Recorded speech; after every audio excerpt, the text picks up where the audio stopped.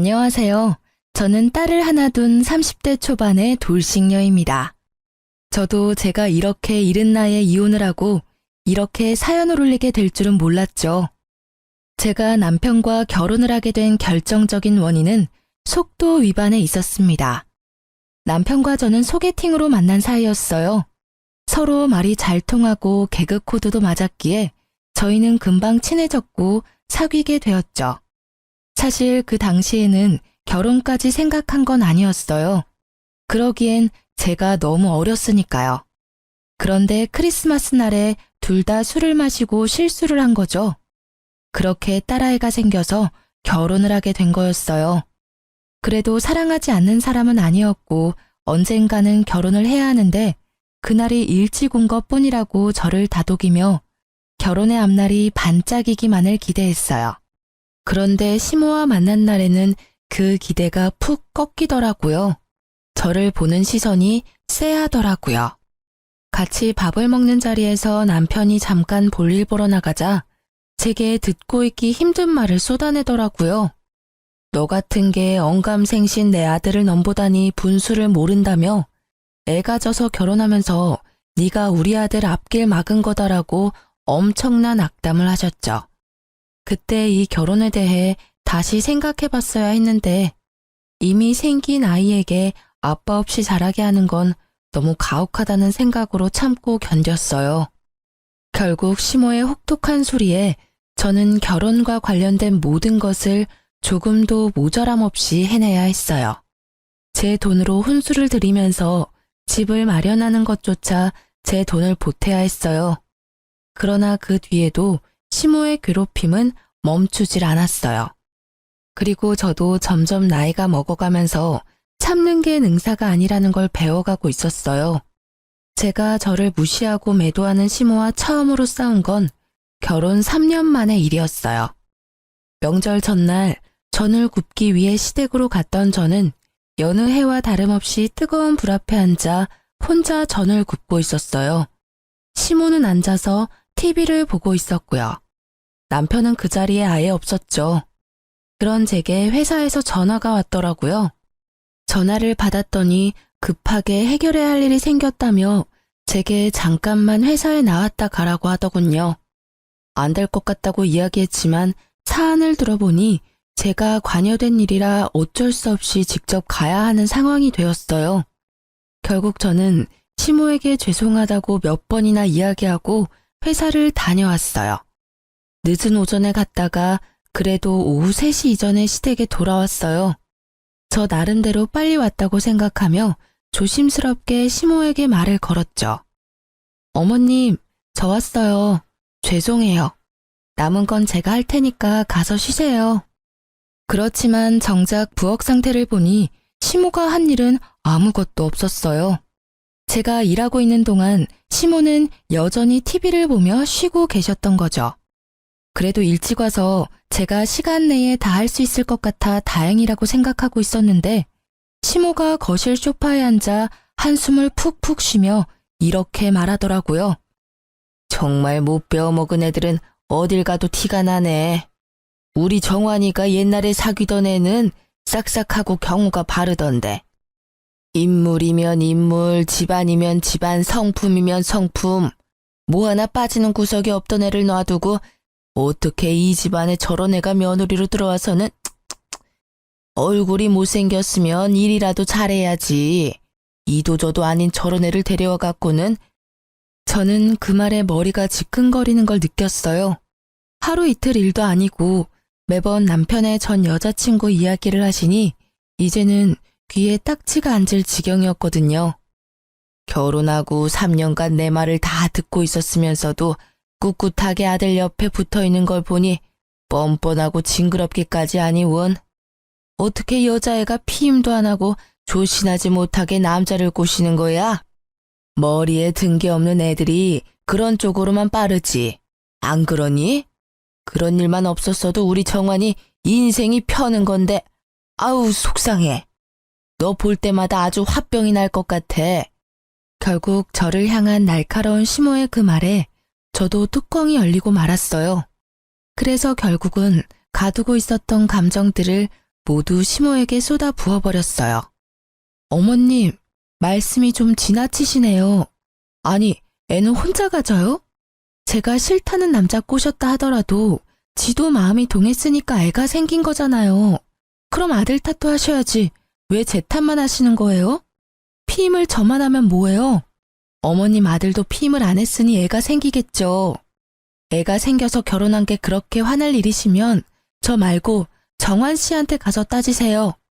정환 씨한테는 한마디도 못하면서 제가 만만하니까 저만 잡는 거잖아요.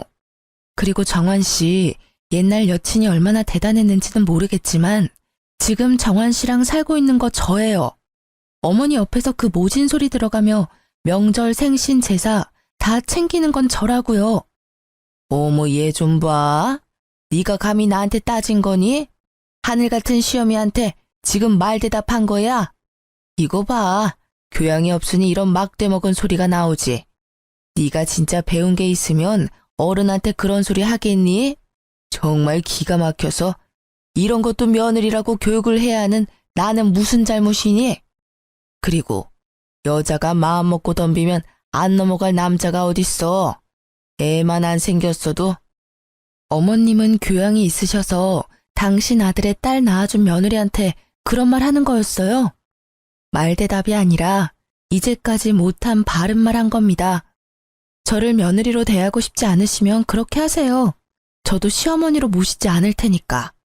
그리고 제가 애 생겨서 결혼한 거에 반감 가지신 것 같으니까 제 딸은 이제 앞으로 어머님께 보여드리지 않을게요.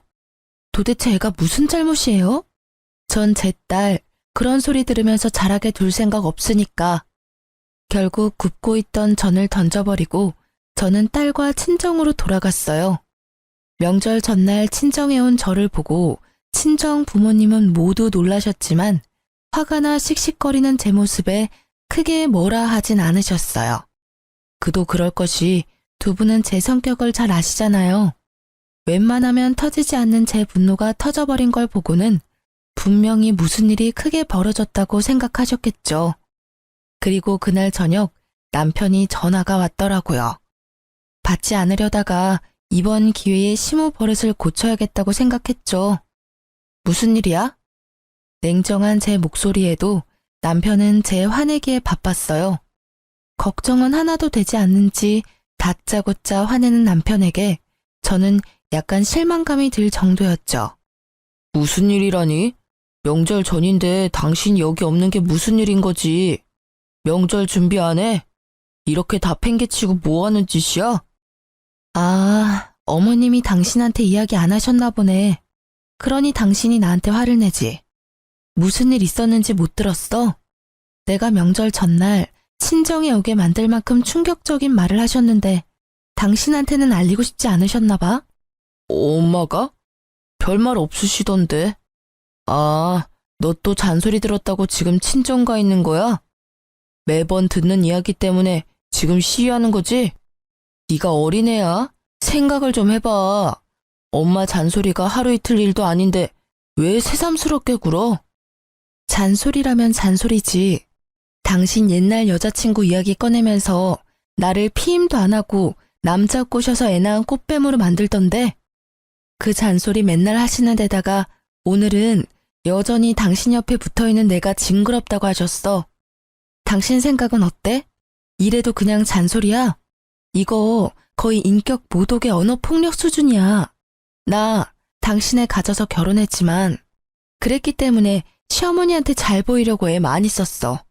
그런데 여전히 어머니는 나를 며느리로 안 봐주잖아. 그리고 당신 태도도 그래. 와이프가 그런 소리 들으면 좀 막아줘야 하는 거 아니야? 매번 멀뚱멀뚱 남의 이야기 하는 것처럼 아무 말 없이. 그것도 진짜 짜증나는 일인 거 알아? 제 말에 남편도 놀랐는지 잠시 폰 너머로 말이 없더군요. 이제껏 시모가 저를 탓하고 무시해도 참아온 건 저였어요. 남편은 마치 아무런 말도 듣지 않은 것처럼 행동했고요. 이야기를 하다 보니 그런 남편에게 화가 치밀더라고요. 남편은 제 분노에 잠시 머뭇거리나 싶더니 곧 크게 한숨을 푹 내쉬고는 애 어르듯이 말했어요. 당신이 참고 넘기면 될 일이잖아. 늙은 모친이 옛날 생각나서 그런 말 하는 거 그냥 넘기던지 한 귀로 흘리던지 하면 될 일이지. 다짜고짜 정 굽다가 날라버리면 뒷수습은 누가 해? 어차피 지금 나는 당신이랑 살고 있잖아. 그럼 상황 끝난 거지. 엄마가 뭐라건 크게 신경 쓰지 말라고. 나도 엄마 잔소리가 별거 아니라고 생각해서 별다른 조치를 취하지 않은 것뿐이야. 엄마가 아무리 그래봐야 우리는 부부잖아. 안 그래? 그걸 어떻게 한 귀로 듣고 흘려. 우리 둘이 이혼하라고 등 떠밀고 계시는데. 이번에 어머님 그 발언은 진짜 선을 넘었다고 생각하거든? 그런 말들은 우리 딸을 욕보이기도 하는 거야. 이참에 내가 말하는데 나 앞으로는 시댁 행사에 참여 안 할 거야. 시댁에서 부르면 자기만 다녀와. 나는 어머님이 나한테 사과하기 전에는 시댁 안 갈 거니까 그렇게 알고 있어. 그게 말이 되는 소리야? 당신 화 좀 풀고 생각을 좀 해봐. 며느리가 시댁에 안 가면 어떡하냐? 우리 집에 식구가 많은 것도 아니고 어머니랑 나 둘뿐이잖아. 늙은 노친의 비위 하나 맞추는 게 그렇게 어려운 일이야? 이제까지 잘해왔잖아. 그럼 앞으로도 그렇게 지내면 되는데 왜 분란을 일으켜? 그래, 비위. 노친네 비위 맞추는 거 어렵지 않지. 그런데 어쩌지? 기분이 더러워서 정말 미쳐버릴 것 같거든. 그리고 정신이 막 오염될 것 같거든. 그러니까 절대로 안 가. 어머님은 나한테 절대 사과 안 하실 테니까 영원히 그 집에는 못 갈지도 모르지. 그러니까 이제까지 어머니랑 내 사이 외면했던 당신이 중간에서 열심히 힘 좀 써. 결국 남편은 제 분노를 이기지 못했죠. 평소 조용하던 사람이 화내면 무섭다는 이야기가 진짜인 건지 화를 내는 제 모습에 놀란 듯 그 뒤로는 시댁 행사에 절 부르지 않았어요. 저는 그렇게 시댁에 가지 않게 됐고 행사가 있을 때나 명절에는 남편만 보냈어요. 시모가 분명히 남편에게 제 욕을 하고 있을 테지만 직접 듣는 것도 아닌데 상관없잖아요. 이렇게라도 시모 얼굴을 보지 않으니 속은 편하더라고요. 그렇게 제 결혼 생활은 잘 유지되는 것 같았어요. 물론 시모와의 트러블이 있었지만 고통받으며 사는 것보다는 훨씬 좋았거든요. 다른 사람과 척을 지고도 이렇게 편안한 건 그만큼 제가 그동안 스트레스를 많이 받았던 거라고 생각해요. 이 홀가분함이 오래 갈 거라고 생각한 것도 잠시 정작 결혼 생활을 무너뜨린 건 시모가 아니라 남편이더라고요. 여느 때와 마찬가지로 일하고 돌아온 남편이 목욕하러 들어간 시간에 저는 집 청소에 열중이었어요. 그리고 마지막으로 청소하려고 들어간 드레스룸 정중앙에 검은색의 작은 카드 지갑이 떨어져 있는 걸 발견했죠. 그걸 주워들었는데 약간 이상하더라고요. 납작해야 할 카드 지갑이 울퉁불퉁했어요. 카드 수납칸에 카드가 아닌 다른 게 들어가 있는 것처럼 보였거든요. 이상한 마음에 슬쩍 보았더니 웬 목걸이가 들어가 있더라고요. 그걸 꺼내서 손에 담아보니 한눈에 봐도 고가인 목걸이가 반짝거리더라고요. 그걸 이리저리 둘러보는데 남편이 마침 욕실에서 나오더라고요. 자기, 이거 뭐야? 목걸이가 자기 지갑 안에 있던데? 뭐야, 갑자기 남의 지갑을 봐. 사생활 침해인 거 몰라? 제 모습을 본 남편은 마치 유령이라도 본 것처럼 기겁을 해서는 제게 달려와 목걸이와 카드 지갑을 낚아채 가더라고요. 왜 그렇게 격하게 반응해? 뭐 수상한 물건이야? 내 말에 남편이 들고 있던 목걸이를 잠깐 보더니 제 손에 다시 올려주더라고요. 그러면서 제게 좀 더 부드러운 말로 이야기했어요. 수상한 물건이라니. 이건 당신한테 줄 선물이었거든. 당신이랑 엄마 사이를 잘 풀어주지 못한 내 탓도 있고 해서 미안함과 고마움을 담아 겸사겸사 산 거야. 진짜? 내 거라고? 너무 예쁘다. 고마워, 여보. 난 기념일도 아닌데 무슨 일로 이런 걸 샀나 했어. 자기도 이제야 내가 얼마나 힘들었는지 알았나 보네. 봐, 시댁에 혼자 다니니까 힘들지? 정말 비싸 보인다. 얼마 정도였어? 그리고 보증서는 없어? 많이 비싼 건 아니야. 그래도 싸지는 않지. 당신한테 주는 건데 너무 싸구려는 좀 그렇잖아. 그리고 케이스랑 보증서는 차 안에 있어. 내일 집에 들어오는 길에 가져올게. 근데 이거 왜 지갑에 넣어왔어? 서프라이즈인데 케이스에 넣으면 들키잖아. 그래서 그랬어. 어때? 마음에 들어? 당연히 마음에 들지. 결혼식 이후로 장신구는 처음 받아보니까 너무 좋다. 이거 받으니까 이제까지 있었던 일들이 다 풀리는 것 같아. 고마워요. 남편은 뜨뜨미지근한 모습이었지만 이때 저는 기쁨으로 가득 차서 그런 의심은 날아가 버렸죠. 지금 생각해보면 서프라이즈가 들켜서 아쉬운 모습이 아니란 걸 금방 알아챘을 텐데 말이죠. 이때는 정말 기쁨과 고마움으로 머리가 가득 찼었어요. 그래서 그 작은 위화감을 느끼지 못했던 것인지도 모르죠. 너무 예쁘게 반짝거린다. 앞으로 일하러 갈 때마다 착용해야지. 소중히 여길게. 고마워. 그렇게 즐거운 마음으로 목걸이를 받고 한동안 저는 붕 뜬 기분으로 지냈어요. 그 뒤 계속 이어진 남편의 야근에도 잔소리 한번 하지 않고 저녁마다 야식을 만들어 기다렸어요. 그렇게 며칠이 지났을까요? 바람이 많이 부는 날 거추장스럽게 날리는 머리카락을 정리하려 신경질적으로 머리카락을 확 넘기는데 통증이 확 느껴지더라고요. 보니까 머리카락에 목걸이가 걸려서 겨우 떼어냈는데 고리 부분이 헐겁게 고장나 있더라고요. 결국 저는 보증서를 챙겨서 주얼리샵까지 갔어요. 남편에게 보증서를 받아서 가방 안에 넣어뒀다가 빼지 않았거든요. 이왕 나온 김에 샵까지 간 거였는데 입구에서 전화가 왔어요. 시모의 전화였죠. 저는 무시했어요. 그런데 끊임없이 오는 전화에 결국 전화를 받았어요. 네, 나다. 넌 무슨 전화를 그렇게 안 받아? 네가 시댁에 오지 않기로 했다고 해서 네가 며느리가 아닌 건 아니잖니? 이상한 말이었어요. 언제는 며느리 취급도 안 하더니 오늘따라 내게 며느리임을 강조하는 시모. 그 모습에 이상함을 느낀 저는 시모에게 본론부터 물었어요. 무슨 일로 연락하셨어요? 전 시댁 행사에 참가 안 하기로 이미 남편과 이야기 다 됐는데요. 일 있으신 거면 정환 씨한테 전화하세요. 그런 것 때문에 전화한 거 아니다. 내가 병원에 다녀왔다가 신장이 안 좋다는 이야기를 들었어. 무리를 하면 안 된다고 의사가 신신당부를 하더라. 내가 너 그동안 아나무인으로 군 거 다 용서해 줄 테니 집에 와서 집안일 좀 도와.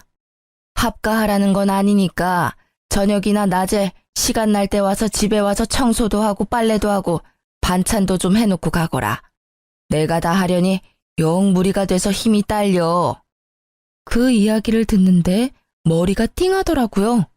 아니, 나가라고, 이혼하라고 그렇게 난리칠 때는 언제고 본인 몸 아프다고 이제 와서 며느리 노릇하라니. 어이없는 자기중심적 사고에 저는 더 싸늘해졌어요. 남편이랑 상의해 볼게요. 우리도 맞벌이고 경제적인 부분에서 저 혼자 결정하는 건 아닌 것 같아서요. 그리고 육아도 도맡아 하는 저한테 그런 집안일 시키는 건 너무 하시는 거 아니에요? 필요한 거 있으면 정환 씨한테 말씀하세요. 정환이는 내가 아픈 거 몰라. 꼭 바쁜 애를 그렇게 귀찮게 해야겠니? 너야 며느리니까 당연히 내 수발 드는 건 당연한 거고. 내가 다 용서해준다고 하는데도 왜 이렇게 딱딱하게 구는 거니? 정말 하나부터 열까지 정이 안 가는 애야. 정이 안 가시면 부르지를 마세요. 기껏 전화해서는 또 이런 이야기 하시려고 한 거면 끊을게요. 그리고 집안일 해주실 분 찾는 거면 차라리 돈 주고 가사 도우미님을 부르세요. 그게 훨씬 어머니한테 도움될 것 같으니까요. 폰 너머로 뭐라 떠드는 시모의 말을 무시하고 전화를 끄는 저는 신경질적으로 남편에게 전화를 걸었어요. 몇 통이나 걸었는데 받지 않더군요. 결국 알아서 전화 오겠지 하는 마음으로 일단 목걸이부터 고치기 위해 주얼리샵으로 들어갔어요. 저는 목걸이를 보여주며 수리를 맡기려고 한다고 직원에게 말했어요. 그런데 갑자기 그 직원이 목걸이를 유심히 보더니 나를 불손한 눈빛으로 바라보기 시작하더라고요. 죄송하지만 고객님, 이 목걸이 직접 사신 거 아니시죠? 이거 어디서 가져오신 거예요?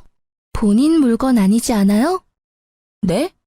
그게 무슨 말이에요? 그건 제가 남편에게 받은 제 목걸이예요. 보증서도 있는데 보여드릴까요? 거짓말하시면 문제가 더 커지세요. 똑바로 말씀해 주세요. 이거 본인 거 아니시죠? 갑자기 도둑 취급받은 저는 당황하며 보증서를 꺼내 보여줬어요. 보증서를 보던 직원은 눈에 띄게 당황하더라고요. 보증서 때문이 아니라 제가 말한 남편이라는 말을 듣고서요. 진짜가 맞는지 확인해 보세요. 이걸 사러 왔단 사람 얼굴도 보여드릴 수 있어요. 그럼 누가 산 건지 확인이 되겠죠? 여차하면 남편 불러와도 상관없고요. 직접 사왔다고 했으니 CCTV도 있을 거고. 제 말에 직원의 얼굴이 갑자기 사색이 되더라고요. 처음엔 그 모습이 저를 도둑으로 몰아서 그런 거라고 생각했어요. 죄송해요. 제가 착각했나 봐요. 그런데 그런 것 치고는 처음에 직원이 너무 과하게 아는 척한 게 신경이 쓰이더라고요. 아니요, 착각한 거 아닌 것 같은데. 분명히 목걸이 보더니 바로 저한테 제 거 아니라고 하셨어요. 이 물건이 여러 개 팔렸을 텐데 어째서 저한테 콕 집어 그런 말 하셨어요? 대답 여하에 따라 여기 본사의 직원분 행동에 대해 불만 제기할 거예요. 거의 협박이나 다름없는 제 말에 직원은 울상을 지으며 자기가 알고 있는 걸 실토했죠. 죄송해요. 사실은 그 목걸이 뒤에 작게 이니셜이 되어 있는데 제 친구가 선물 받았을 때 새긴 거랑 똑같아서. 저는 쎄한 마음에 목걸이 뒤쪽을 살펴봤어요. 그랬더니 아주 작게 이니셜이 되어 있더라고요. 그런데 제 남편 이름, 제 이름의 이니셜이 아니었어요. 거기 새겨진 날짜도 저희 기념일이 아니었고요. 그런데 그 이니셜을 보니 딱 하나 기억이 나더라고요. 그 이니셜과 똑같은 이니셜을 가진 남편의 전 여친이. 저는 황급히 폰을 꺼내 남편 사진을 보여주며 말했어요. 이 목걸이 산 사람이 이 남자가 맞나요? 직원이 고개를 끄덕이자 저는 머리로 순식간에 열이 오르는 것을 느낄 수 있었어요.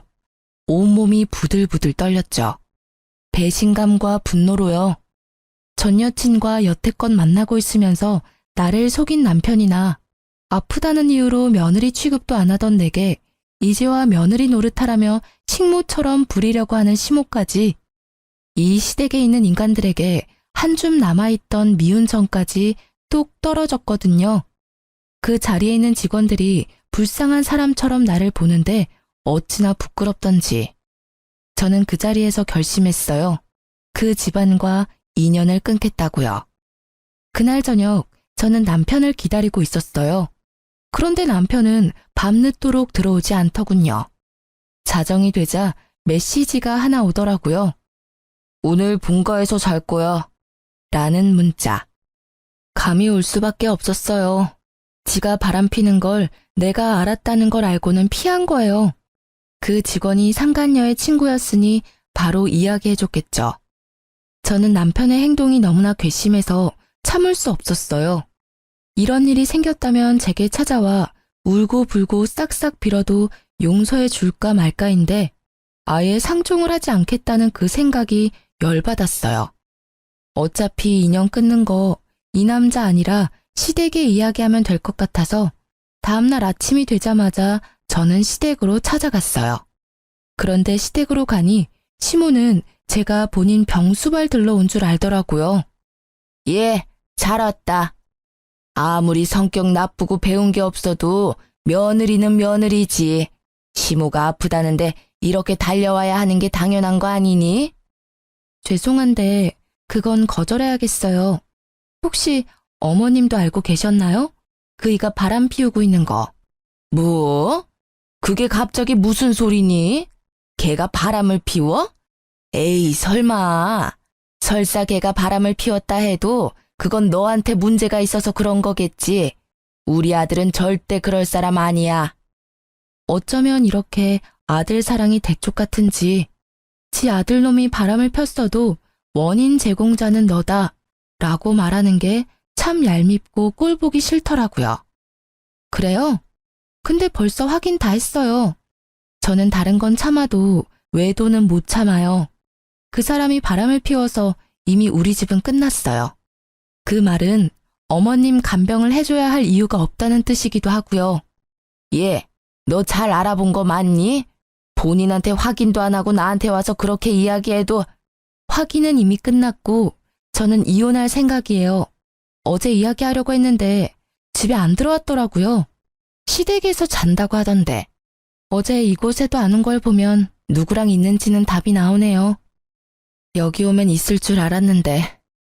당사자가 없으니 대리인에게 말씀드리는 거예요. 그래도 넌 아직까지 법적으로 내 며느리야. 아직 이혼 도장 찍지 않았으니 네가 내게 성의를 다해야 하는 건 변함없어. 어머님, 저 같은 걸로 만족하시겠어요? 어차피 또 듣기 싫은 말 하실 게 뻔한데. 그래도 이번에는 축하드려야겠네요. 남편 상간녀가 어머님이 그렇게 사랑에 맞지 않는 옛날 여친이거든요. 그 상간녀한테 수발 들어달라고 부탁해보는 게 어떨까요? 저같이 뻔뻔하고 교양 없는 며느리보다야 낫지 않겠어요? 저는 시모에게 최대한 빈정거리고는 집으로 돌아왔어요. 그리고 그날 저녁이 되니 남편이 거들먹거리며 집으로 돌아오더군요. 그 모습이 당당하기 짝이 없어서 부하가 치밀었어요. 기분 좋아 보이네? 어머님한테 이야기 들었어? 이혼하고 싶다고 전해드렸는데 그 이야기 듣고 이렇게 즐거운가 봐. 그래, 기분 좋지. 드디어 당신이 당신 입으로 헤어지자고 말해줬잖아. 이걸 얼마나 기다렸는데. 얼마나 만났어, 그 여자?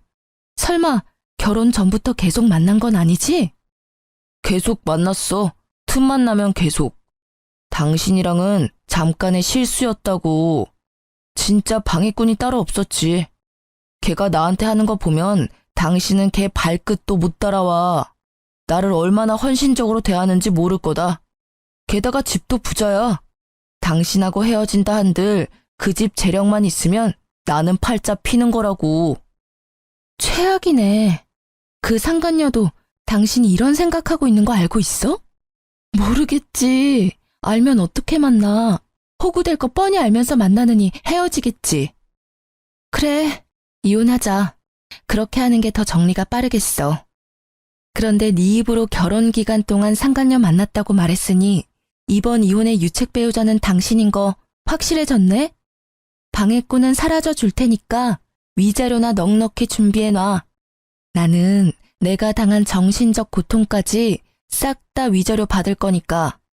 아, 그리고 이 집 마련할 때 든 내 돈이랑 친권 양육권은 당연히 내가 가져올 테니 양육비까지 마련해야 하는 거 알지? 잘 됐네. 돈 많은 여친 둬서 이혼할 때도 편하겠어. 그런다고 내가 무서워할 줄 아냐? 난 상관없어. 어차피 그 돈 마련하는 건 이제 어렵지도 않으니까. 근데 이혼하기 전까지는 우리 엄마 집에서 일 좀 해. 이혼하면 상관없는 남이지만 지금은 어차피 당신은 우리 집안 며느리라고. 며느리로서 도리는 해야지. 역겨운 표정으로 말하는 남편놈의 싸대기를 한 대 쳐주고 싶었지만 참았어요. 그리고 웃으면서 그렇게 이야기해줬죠. 당신의 불륜도 이혼 사유지만 시어머니의 막말과 언어폭력도 이혼 사유 중에 하나거든? 나한테는 그걸 거부할 권리도 있어. 나도 바보가 아니야. 이제까지 어머님이 하시는 말 그냥 곱게 듣고 넘긴 줄 알았어? 녹음 다 해놨으니까 나는 이제 그쪽에 볼 일 없어. 사랑하는 네 여친한테 네 엄마 병수발 시키던지. 곱게 자란 여친이 그걸 할 수 있을지는 모르겠지만 뭐 알아서 잘들 하겠지. 남편은 제 말에 입을 꾹 닫더라고요. 더 이상 시모 병수발 들라는 미친 소리는 안 하겠지 싶었죠. 그리고 이후 남편과는 합의가 아닌 소송을 하게 됐어요. 저는 상간녀 소송을 위해 남편의 전 여친을 찾아갔어요. 확실히 예쁘더라고요. 그런데 온몸을 명품으로 휘감고 있었어요. 그 여자도 과시욕이 보통이 아니더라고요. 그리고 그런 그녀의 모습을 보니 이 여자가 남편과 시댁의 돈 보고 불륜을 저지르고 있었구나 예상이 갔어요. 사실 시부가 살아있을 때 시댁은 소위 말하는 잘 사는 집안이었거든요. 그렇지만 사업하시던 시부가 죽고는 가세가 많이 기울었고 사업하며 진 빚을 갚느라 예전만큼 좋지 않아요. 그냥 중산층 정도일 뿐이거든요. 그런데 그 여자는 그것도 모른 채 저한테 주저리 말하더군요. 현명한 결정 고마워요. 어차피 오빠가 저를 잊지 못해서 제게 돌아올 건 기정사실이었을 테니까요. 당신과의 사이에 애가 생기지 않았으면 저와 결혼했을 거예요. 물론 그 시기에 제가 오빠와 헤어져 있긴 했지만 마음까지 헤어진 건 아니었거든요. 제가 오빠와 사귄 게 먼저였으니까 그쪽 분이 저한테는 불륜녀나 다름없는 상황이었거든요. 애가 생기지 않았다면 오빠도 저를 떠나지 않았을 테고 말이에요. 그럼 당신도 애 가지지 그랬어요. 그랬으면 당신한테 돌아가고 내가 버림받았을지도 모르는데 왜 그렇게 안 했는지 궁금하네요. 그때는 별로 그렇게 좋아하지 않았나 보죠? 뭐 어쨌든 이런 말 들으려고 만나자고 한 건 아니고 상간녀 소송할 거니까 그렇게 알고 있으세요. 위자료 준비 잘 하시고요. 그래도 집이 잘 사는 것 같아 다행이네요. 온통 명품이라 위자료 못 받을 걱정은 안 해도 될 것 같아요. 어차피 그 위자료도 제가 내는 거 아닌데요. 전 어차피 그만한 돈도 없어요. 오빠가 다 내줄 거예요. 제가 뭐 때문에 오빠랑 결혼하는 건데요. 오빠가 다 알아서 한다고 했으니 제가 신경 써야 할 일은 없는 거죠. 이렇게 만나자고 한 것도 의미 없는 일이지만 그래도 전 와이프인데 인사 정도는 해야 할 것 같아서. 이야기를 들으니 남편을 봉으로 삼으려고 결혼하는 게 한눈에 보이더라고요. 그 오빠는 당신한테서 돈 뜯어내서 위자료 주려고 생각하고 있는데 이 말을 꺼내지 않으려고 얼마나 참았는지 모르죠?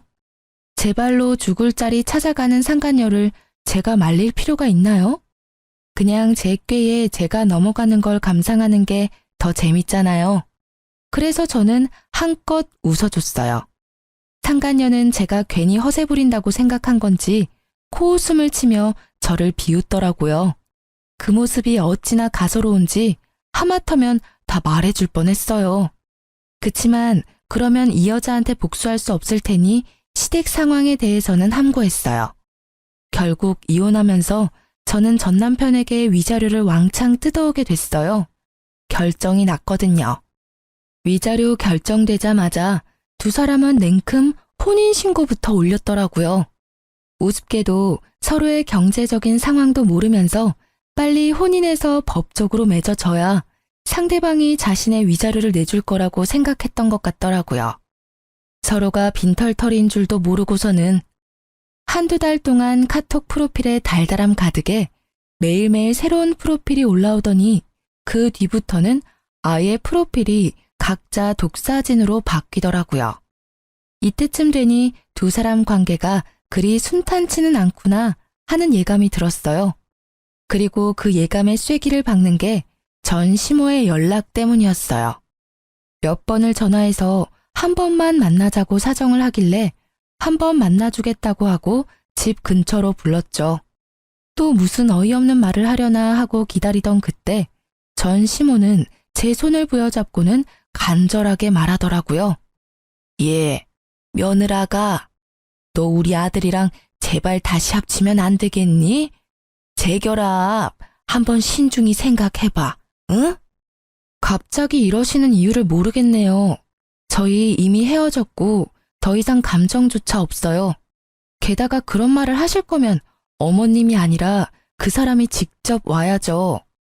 그 고얀 년이 글쎄 나랑 같이 못 산다고 하지 않니? 명절 제사 때도 안 오고 결혼하고 나서 아무것도 안 하겠다고 땅 못 박더라. 어떻게 사람이 그래?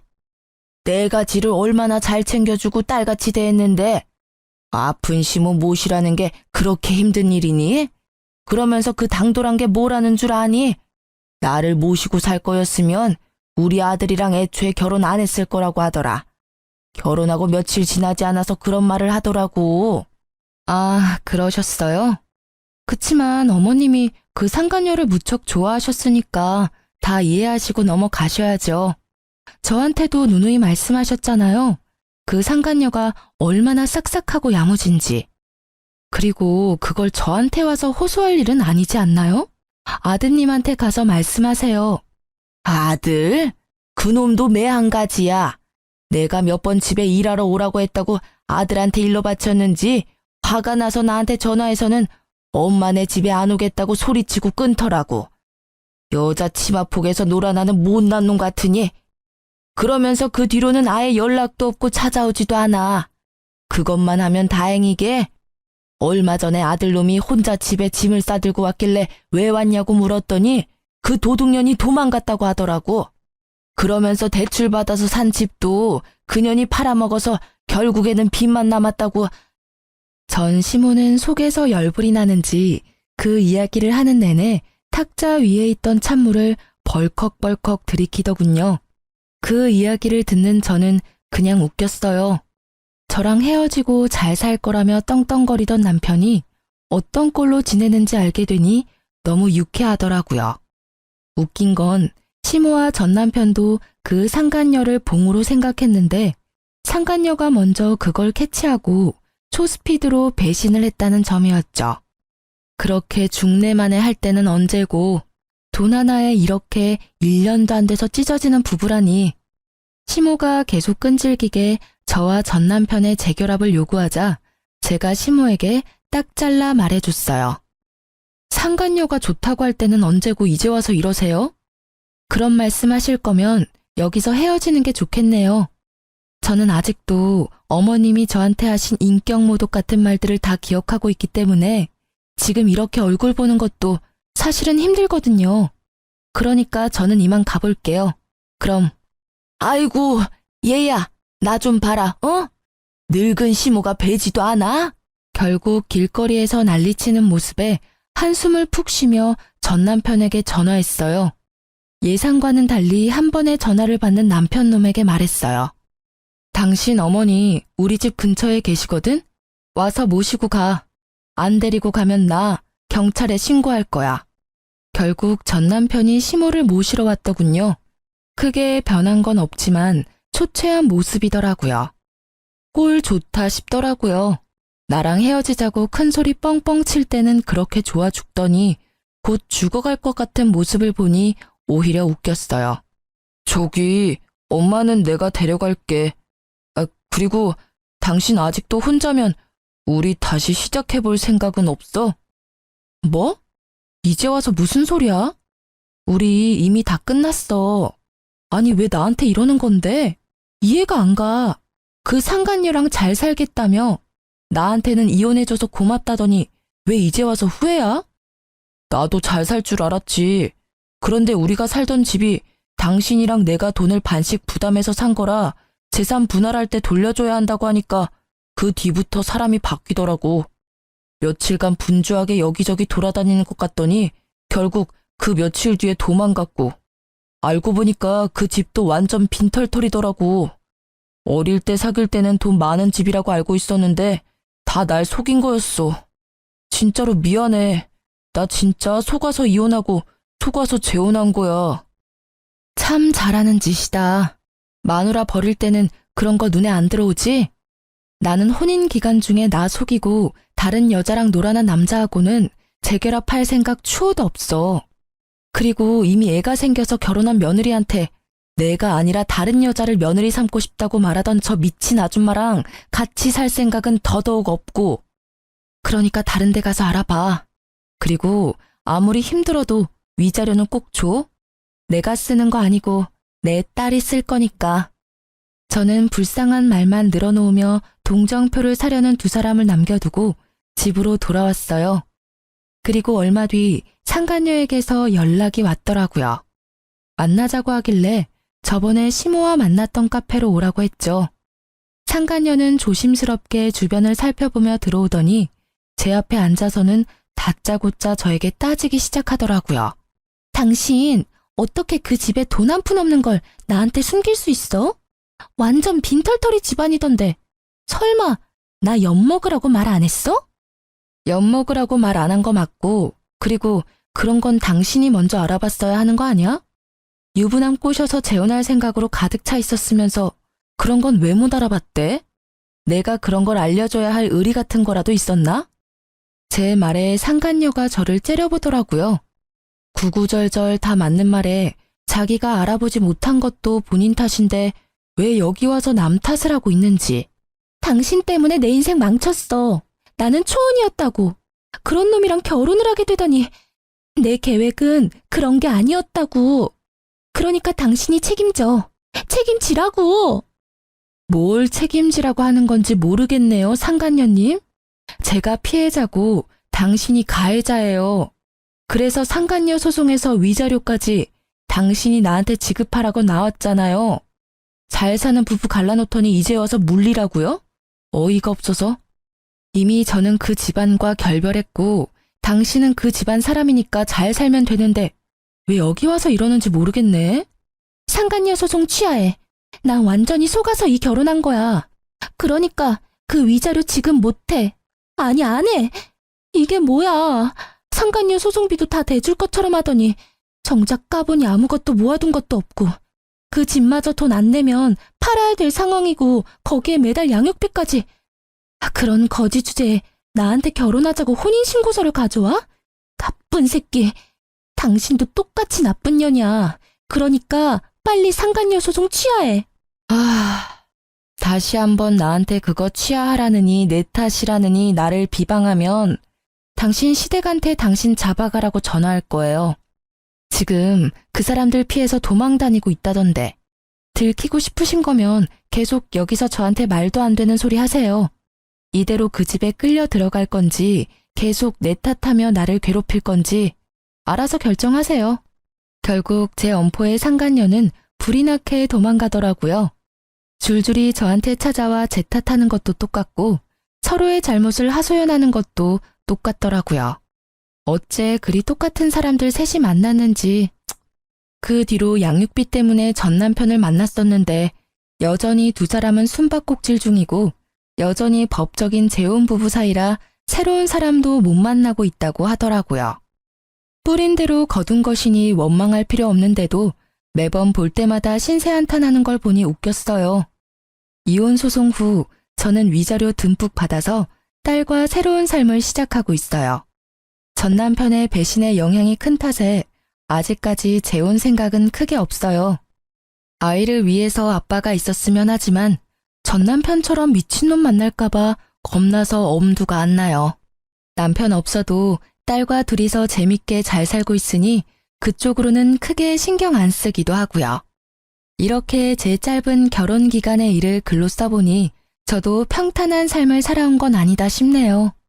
그래도 더 늦기 전에 그 나쁜 남편놈과 헤어질 수 있어서 천만다행이라는 생각을 해요.